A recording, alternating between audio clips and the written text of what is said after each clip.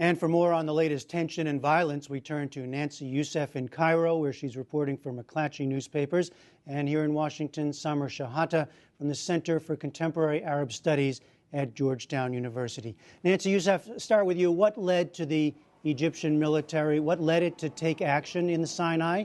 What's behind this?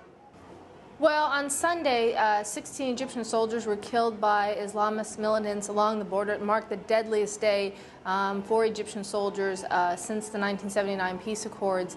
And because of public pressure, because of the gravity of the situation, because some hope the Egyptians recognize the threat of domestic extremists within their own country, Egypt decided to respond with helicopter airstrikes that reportedly led to the killing of 20 militants. That's according to state media, although we have no independent confirmation of that. So when we say militants, when we use that word, do we know who we're talking about? What is known?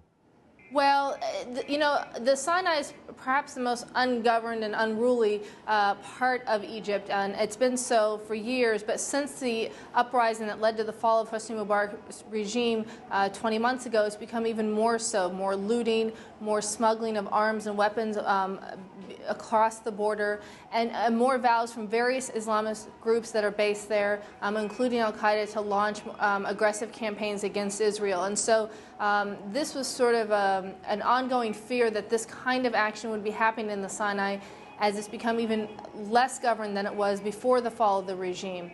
And so we haven't received any confirmation of which Islamist group attacked these troops.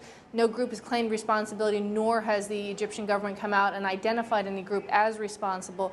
But we do know that there are various groups active in that part of the country and committed to sort of creating cross-border tensions and problems for Egypt.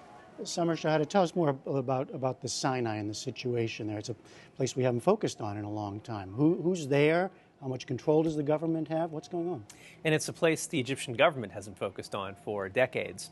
The Sinai is relatively lightly inhabited, and many of the residents of the Sinai, the Bedouin as well as the other residents in the smaller cities and so on, feel marginalized from Egyptian society, Egyptian politics, and that's because the regimes, successive regimes, have really neglected the Sinai in terms of education, health, infrastructure. They've really viewed the Sinai only through two prisms: a security prism to respond to things like that we recently saw with incredible force and so on, and as a source of revenue with regard to tourism, which hasn't largely benefited the inhabitants of Sinai. Mm-hmm. So it is a marginalized area of the country compared to the Delta, compared to Cairo and the other cities. And so the militancy, is that new, that has gone into a vacuum here in the post-Mubarak era, or has that always been there and been controlled? Well, there has always been, or I should say there has been for many years now, violence directed against both Egyptian state as well as Israel and Israeli interests in the Sinai. I mean, many years ago, there was a horrific bombing at the Taba Hilton, which killed many Israelis as well as Egyptians. There have been a number of terrorist attacks in the last decade in Sharm el-Sheikh, another major tourist center.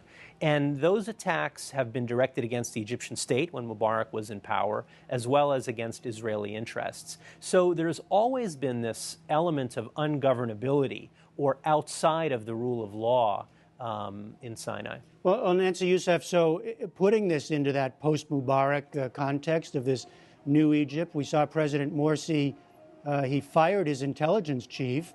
What kind of position does this put him into?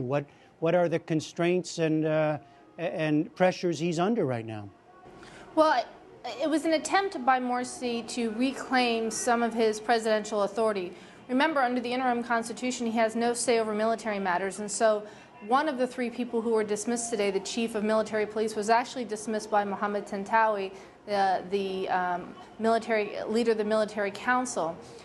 President Morsi has faced some difficulty asserting his authority since becoming president in June.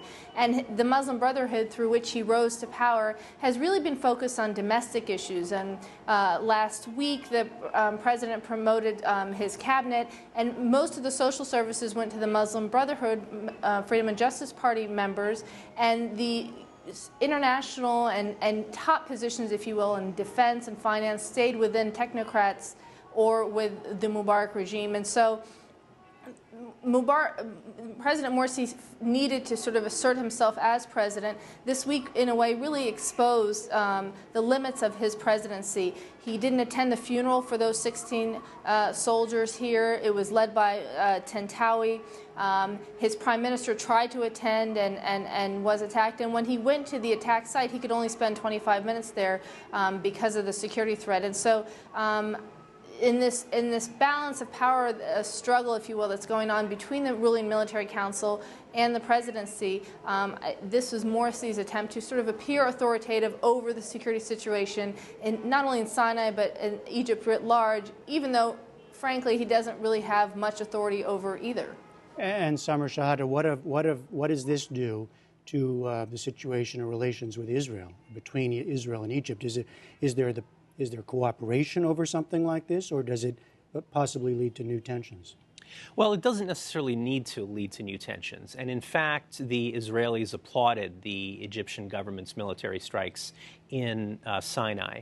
In fact, both Egypt and Israel, and interestingly enough, Hamas, has an interest in security in Sinai and it not being a place where extremists are attacking Egyptian forces or Israelis and so on. So this could potentially, if the stars align, lead to some kind of cooperation among at least the Egyptians and the Israelis, and maybe even the Egyptians and the Palestinians. And in the meantime, it's correct to see, as Nancy was saying, this is all sort of fits into a larger problems in Egypt over security and all kinds of things. Right. I mean, the two most pressing concerns in Egypt right now are the economy and security, not necessarily in that order. And in fact, Morsi has pledged to concentrate on those and a number of other things in his first 100 days. So this is the first major test of his presidency. And we'll see, by determining how effective he is at controlling security and bringing about economic benefit, how successful he is in fulfilling those promises. All right, Samer Shahata here, Nancy Youssef in Cairo. Thank you both very much.